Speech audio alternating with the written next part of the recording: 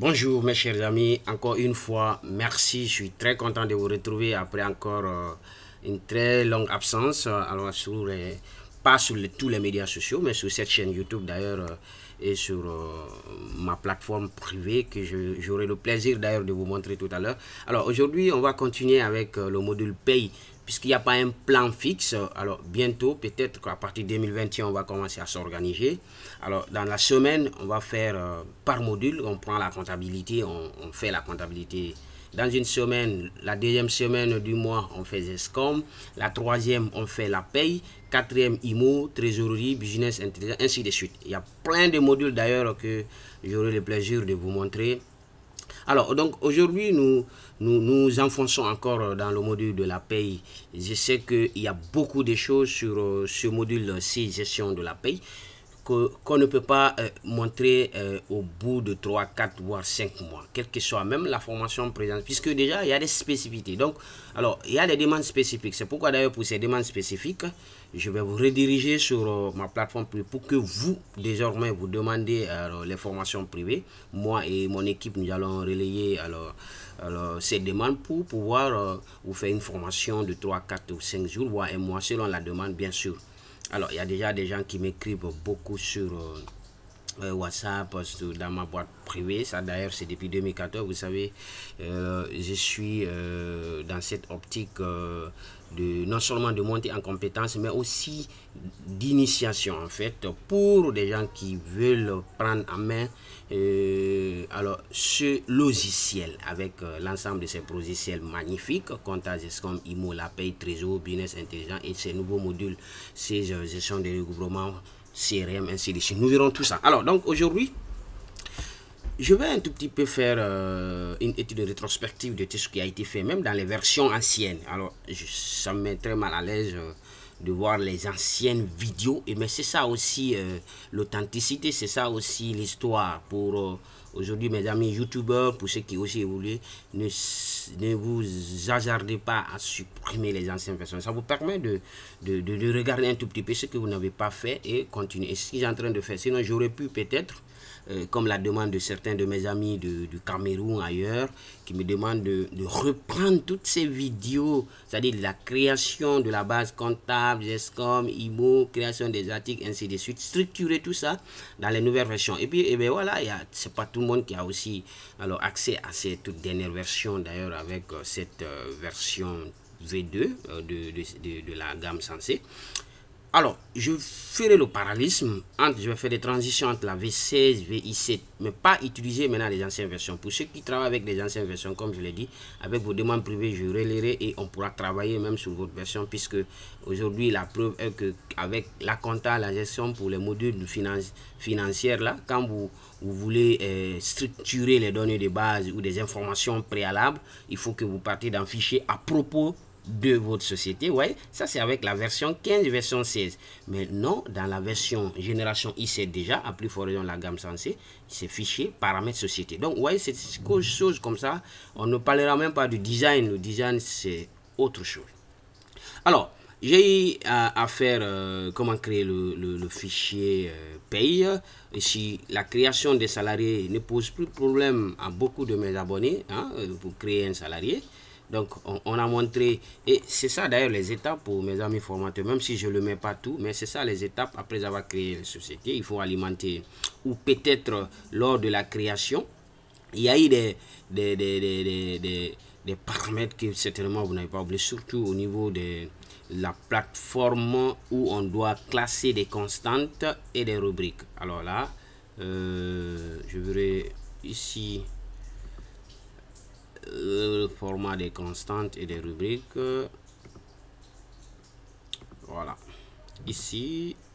Alors, vous voyez toutes les rubriques, ça c'est lors de la création. On peut ne pas mettre, on peut oublier, mais ça j'ai expliqué ça plusieurs fois. Ça vous permet de classer les constantes que vous aurez créées ici, liste constante. Attention, peut-être je vais faire une étude détaillée sur les constantes et les rubriques. Mais en attendant, pour des gens qui veulent se former, j'ai des assistants qui peuvent les aider à créer toute constance, que vous soyez au Gabon, au Cameroun, en France et partout. On pourra vous aider dans la mise en place des constants, la création de ces constants de type calcul, test, valeurs individuelles, cumul rubrique seront bien sûr alors la technique de calcul de votre pays, de la gestion du salaire de votre pays. Bien sûr que ces constances-là sont mises en place. Ici, nous avons les RTS, les heures supplémentaires, valeurs forfaitaires. Ce n'est pas l'objet du cours. Donc, c'est après les constantes-là que vous créez des rubriques. Parce qu'on a dit toute constante peut être une rubrique, mais toute rubrique ne peut pas être une constante. Vous savez, des constantes sont des valeurs de base sur lesquelles vous pouvez vous baser pour préparer un élément de calcul. Donc cet élément de calcul là s'appelle la rubrique.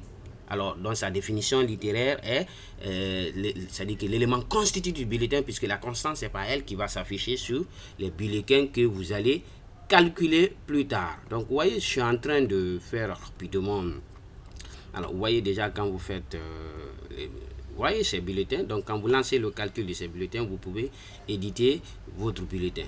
Ça, ce sont des étapes. Vous créez la société, vous alimentez des constantes et des rubriques, après avoir créé des salariés, bien sûr. Si vous avez 1000 salariés, ben, il faut les importer, puisque créer un salarié, vous savez, c'est fastidieux. Vous pouvez passer peut-être 1 à 2 mois uniquement pour ça. Et je vous ai monté une méthode, déjà, c'est sur cette plateforme, et ça est sur YouTube ici, d'ailleurs, comment importer les salariés. Vous voulez savoir aussi en détail, n'hésitez pas de m'écrire, hein. On pourra le faire des séances de ce genre là, il n'y aura aucun souci. Donc après vous créez ça, si c'est pas les spécificités, vraiment c'est la base. Le bulletin modèle doit être créé. Si vous avez des cas, des expatriés, des employés, des ouvriers, vous créez bulletin de chaque catégorie d'employés, les dirigeants, les employés, les ouvriers, les techniciens, les expatriés. Peut-être il y a des rubriques qui vont se retrouver dans tel bulletin et non pas tel département, pas telle catégorie. Donc c'est comme ça nous allons scinder, départager ces bulletins modèles. Déjà vous avez le mot modèle. Donc après bien sûr ça, en réalité c'est la gestion qui commence, puisque après avoir mis ça, vous ne pourrez que faire des calculs des bulletins automatiques, édition des bulletins automatiques, et voilà. Et chaque mois, vous faites la clôture et après, vous allez faire la réouverture. Maintenant, en ce qui concerne alors, la gestion avancée, nous allons revenir parce que c'est ça d'ailleurs l'objet du cours. Je vais vous montrer tout à l'heure le plan et ce qu'on va faire pour la conception des états personnalisés. À longueur de journée, nous cherchons à former les gens, à faire monter des gens en compétence sur les modèles personnalisés. Et bien sûr, avoir, parce que pas mal de personnes m'écrivent comment vous pouvez faire une vidéo sur la personnalisation du bulletin ou la facture ou débit ou bien oui c'est possible de le faire, mais en réalité comme je l'ai dit, il y a beaucoup déjà, il y a au moins une trentaine de personnes à qui j'ai eu à travailler en ligne, bien sûr certains sur Skype, certains sur Zoom et ça marche, il n'y a aucun souci. Et je vais vous rediriger sur ma plateforme privée où vous pouvez peut-être acheter certains cours à enregistrer ou bien vous pouvez faire une demande express, j'enregistre la vidéo, je vous envoie. Voilà, c'est pas du marketing, mais c'était la réalité, c'est comme ça fonctionne maintenant sur YouTube. Mais je ne cesserai pas quand même de vous donner les bases. Ça, je me suis engagé pour ça et vous le savez, bientôt je vais vous faire découvrir d'autres modules comme la gestion de la trésorerie, alors Customer Resource Management, c'est-à-dire que CRM, la gestion des relations clientèle, les forces de vente. Je vais vous parler de ça tout à l'heure, après peut-être cette présentation brève. Bien, alors pourquoi je fais tout ça là, c'est parce que je suis en train maintenant d'aborder alors un autre module c'est-à-dire qu'il va prendre une autre dimension de la gestion des ressources humaines. Vous savez, dans la majeure partie des pays comme le nôtre, déjà dès qu'on parle de ressources humaines, automatiquement on parle, c'est-à-dire qu'on fait focus automatiquement sur la gestion de la paie, l'administration de la paie, la gestion de la rémunération. Et vous savez que la gestion de la paie, ce n'est qu'une partie de la politique de gestion des ressources humaines. Moi, je ne suis pas spécialiste RH, vous savez, je suis consultant certifié C, je suis coach désormais en stratégie et management des structures, je suis coach aussi en vente et développement d'affaires. Donc, et voilà, ce sont les spécialités que je suis en train de développer, certains que j'ai développé déjà pour les cours sur l'entrepreneuriat. Maintenant, alors aujourd'hui, dès qu'on parle de ressources humaines, c'est pas que la paye, vous savez, c'est pas pour rien d'ailleurs, cette société que nous représentons probablement ici en Guinée, SEJ, a aussi conçu le module, on a dit SEJ paye et la suite RH. Sinon, on aurait pu peut-être scinder, alors on dit 16 ressources humaines, 16 ressources humaines. Mais on gère la politique de l'évaluation des compétences des salariés. Et c'est la paye de ces salariés que nous faisons, c'est le plan de formation que nous faisons, c'est pour ces salariés, les carrières que nous gérons, c'est pour ces. Voilà pourquoi on dit suite RH. Donc l'objectif du cours aujourd'hui, c'est pas vous commencer le paramétrage sur la suite RH, mais c'est pour vous dire déjà, nous entamons encore notre processus qui va durer peut-être pour une 5 à 6, 7 vidéos, puisque je peux le faire en 2 vidéos, mais j'aimerais chaque thème, comme vous le voyez ici, je vais aborder alors une partie. C'est vrai, vous connaissez souvent, je n'entre pas souvent alors en profondeur dans les paramètres spécifiques, mais ça donne peut-être pour des curieux, ça donne aussi le chemin pour certains pour aller chercher. Donc vous savez, vous avez la gestion des temps qui fait partie de la suite des RH, vous avez la gestion de la formation, la gestion des carrières, la gestion des prêts pour ceux qui acquièrent déjà CGP, il y a la gestion des prêts inclus dedans, puisque vous avez déjà payé ici. Donc tout ce qui est gestion de paye, calcul de paye, évaluation, toutes les variables que nous faisons pour la finalité, c'est éditer un bulletin, faire des états de salaire, les états de déclaration sociale, ainsi de suite. C'est ça l'objectif.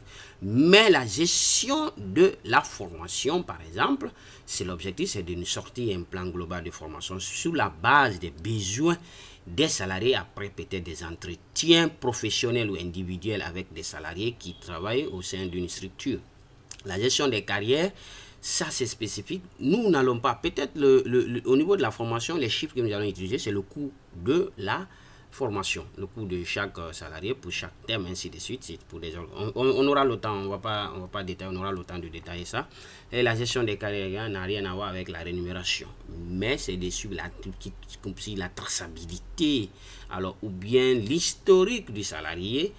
Le salarié A ou le salarié Alain qui a occupé aujourd'hui le poste de stagiaire, il passe au poste d'assistant comptable, de chef comptable, de responsable et devenir après directeur général adjoint, voire responsable des opérations ou le directeur général. Et bien la gestion des carrières lui permet de suivre l'affectation des postes alors au sein de cette structure. Voilà. Donc souvent avec mes cours, je suis alors très fan, très passionné de ce logiciel. Vous savez, c'est depuis 2012, hein, ça n'a pas commencé aujourd'hui. Je suis très passionné. Il y a des modules que j'ai pu apprendre seul. C'est pourquoi souvent je vous dis d'apprendre, de chercher. Vous avez Bijou, vous pouvez continuer à explorer. Moi, je suis très passionné de ces. Je suis revendeur à travers le groupe E-Tech Solutions, dont le siège se trouve à Dakar. Donc, il y a E-Tech Guinée ici également. Nous avons pas mal de clients où on a déployé la compta, la GESCOM, ImoPay. Je suis très passionné de ce module-ci. Mais alors, quelque part, à chaque fois que je donne les cours en présentiel, les conférences que je fais en ligne et en présentiel, je fais une toute petite démonstration en théorie, même si c'est pas de ma spécialité. C'est là pourquoi voilà, on va un peu faire une toute petite théorie pour comprendre déjà. Pourquoi? Parce que quand je vais commencer à faire le paramétrage au niveau de la gestion des carrières, certains vont dire mais c'est quoi ça? Qu'est-ce que M. Kita est en train encore de faire dans CGA? Est-ce que ça c'est important? Oui, bien sûr, c'est important. C'est pas important pour vous lorsque vous êtes un utilisateur qui ne fait que alors éditer les bulletins ou bien consulter les bulletins ou calculer les bulletins. On a la possibilité de vous ségréguer, la restriction des tâches quand le logiciel est déployé en réseau. Mais ceux qui gèrent les carrières, les plans de formation, ceux qui, pour par exemple un directeur de capital humain ou bien celui chargé de la formation, eh bien écoutez, c'est pas lui qui gère la paye. Voilà, c'est ça un peu. Donc je crois que les DRH, les assistants RH vont se retrouver déjà ici, les responsables de formation, ainsi de suite. Alors donc on a dit qu'une carrière dans une entreprise, c'est une succession d'affectations. Elle inclut, la gestion d'une carrière inclut le suivi dans le passé. Voilà, dans le passé, tous les postes que les salariés ont occupés, le présent et l'avenir des affectations des salariés au sein des structures de l'entreprise.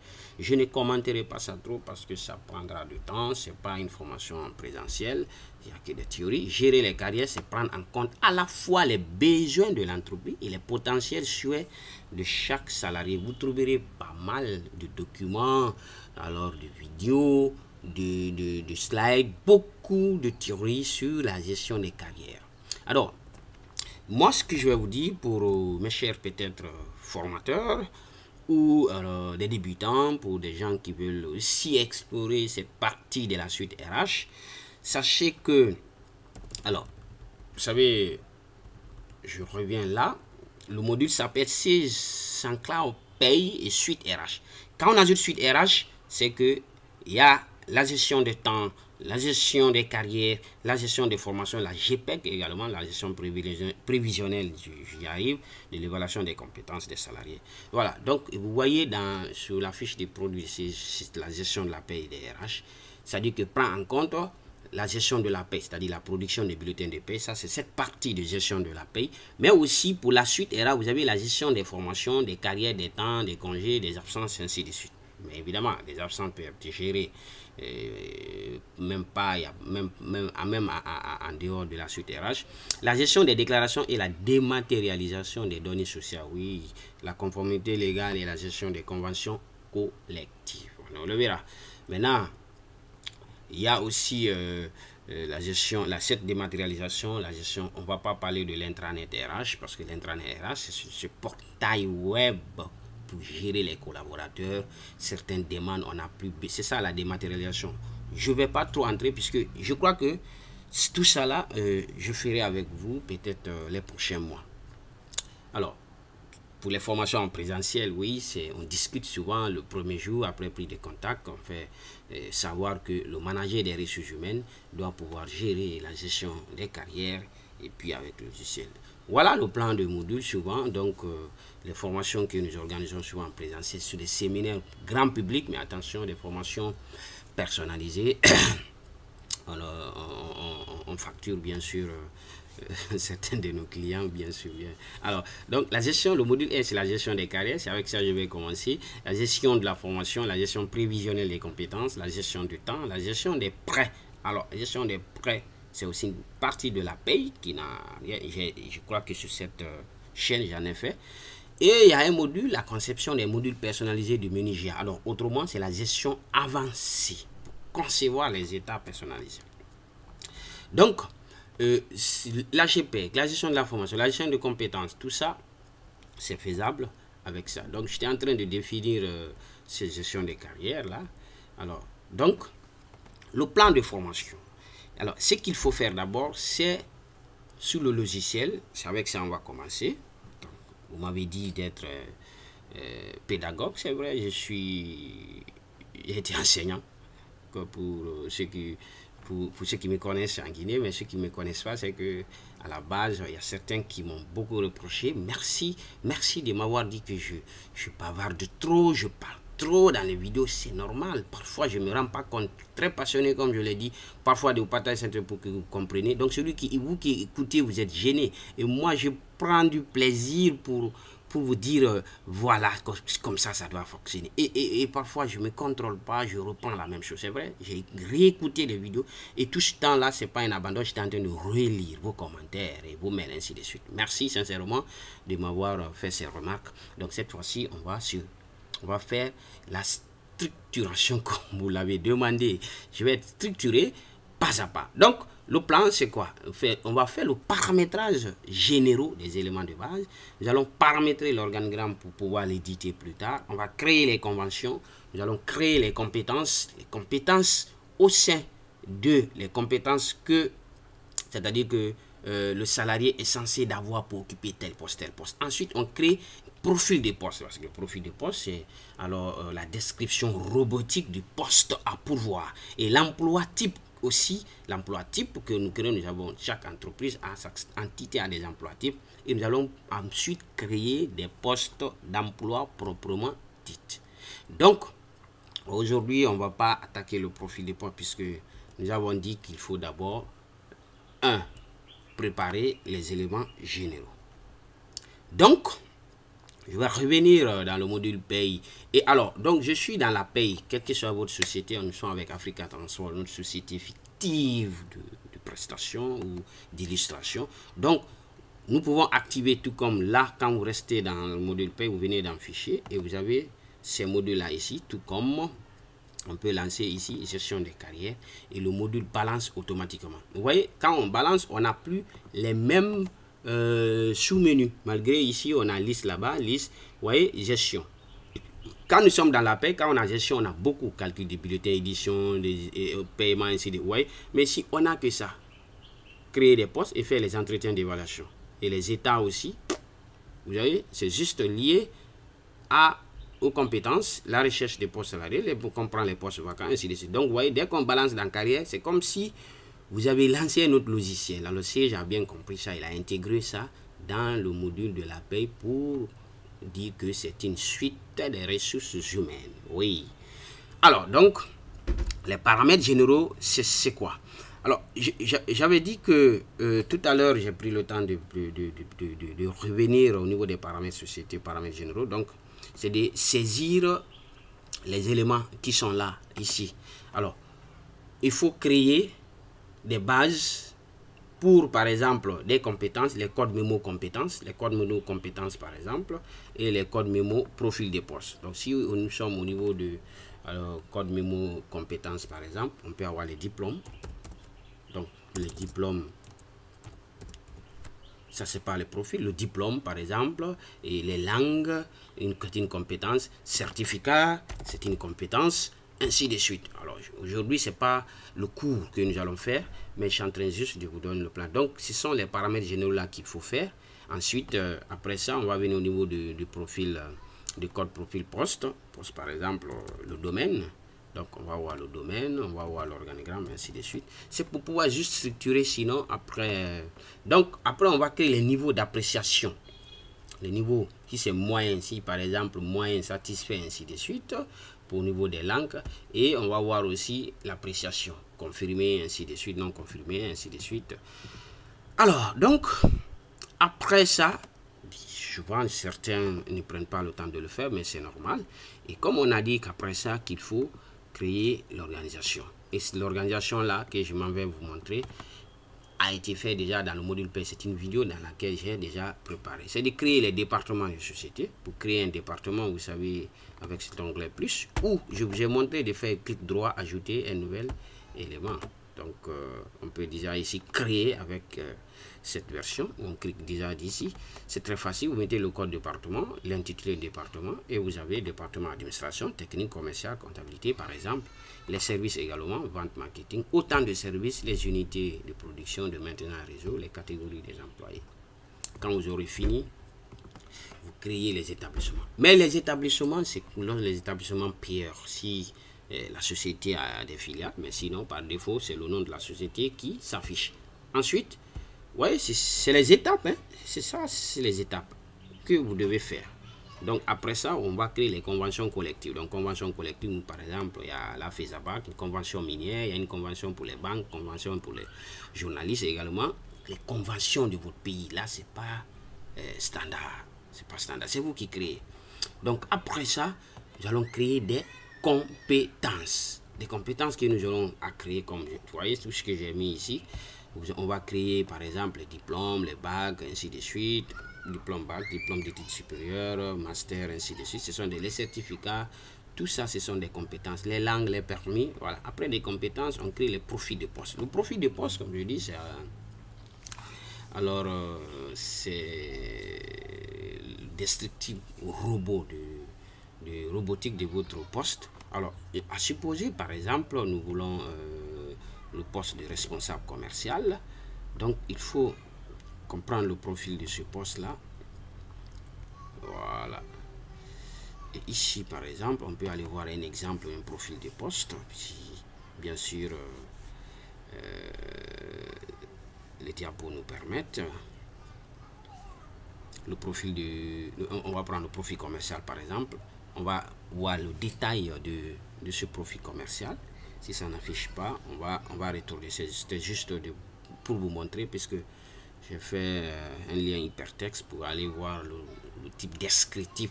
Voilà. Donc, ça voit ici.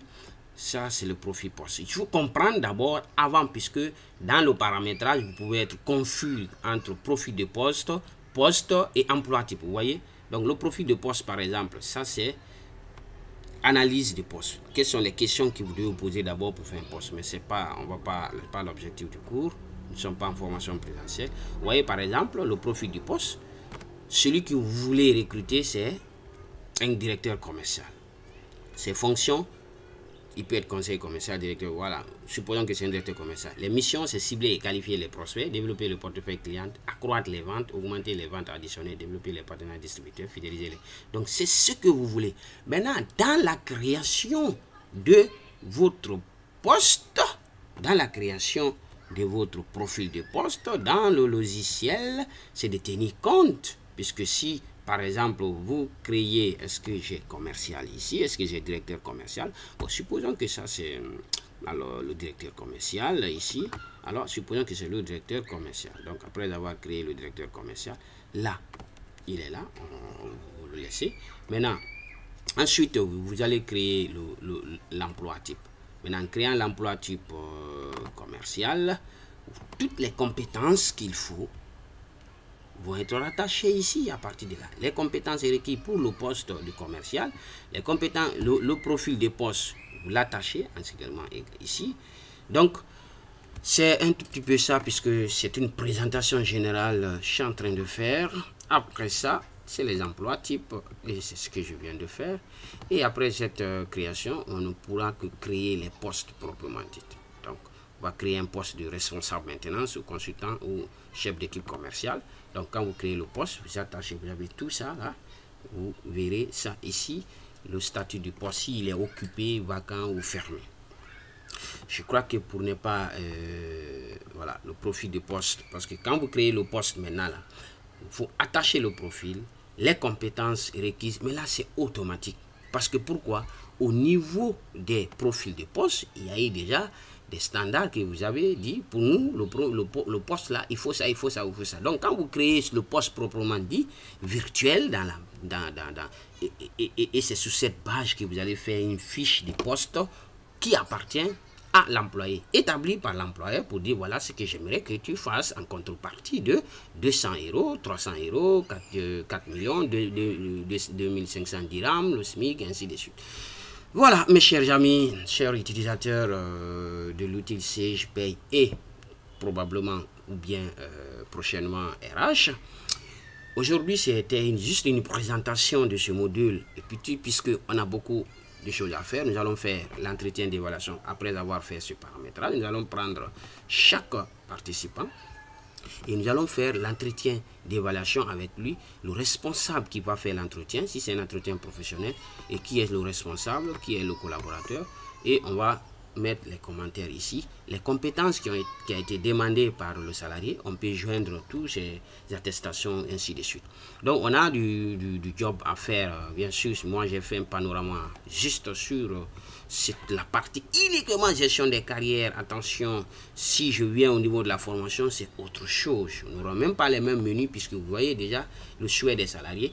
Attention, quand vous êtes dans la formation, il se pourrait que vous retrouvez à la gestion des carrières. Et si vous êtes en gestion des carrières, parce que quand tu fais l'entretien avec l'entretien professionnel avec un collaborateur, c'est pour savoir déjà alors l'existant, ajuster l'existant et déjà l'attendu, le poste, les résultats attendus de ce poste, ce qu'il a, et si vous pouvez le faire monter en compétence, eh bien l'employeur d'ailleurs c'est le meilleur investissement qu'il peut faire. Alors, merci encore sincèrement d'avoir visionné alors cette présentation. Je vous avoue que nous allons soigneusement, je vous garantis, et c'est pas une garantie, c'est une promesse. C'est vrai, il y a certaines de mes promesses qui ne sont pas tenues, et c'est là pourquoi d'ailleurs je m'en vais vous présenter les modules qui sont en cours. C'est comptabilité, vous savez, je ne vous ai pas fait encore le rapprochement bancaire automatique. Tenez-vous bien, on va le faire ensemble, on va importer, et alors le relevé bancaire, on va gérer les extraits. On va pas, il y a beaucoup de promesses j'ai fait que je n'ai pas encore réalisé sur cette chaîne. Il y a des gens qui m'ont écrit, donc vous avez abandonné. Pas du tout, je suis un entrepreneur, alors je suis en train, il me faut vendre. Je crois que c'est aussi alors une technique de vente. Je ne pourrais pas abandonner, mais sachez quand il y a un petit délaissement, sachez que je suis en train d'explorer d'autres opportunités. La gestion commerciale à caisse décentralisée, on a fait que 2-3 vidéos sur la version 16.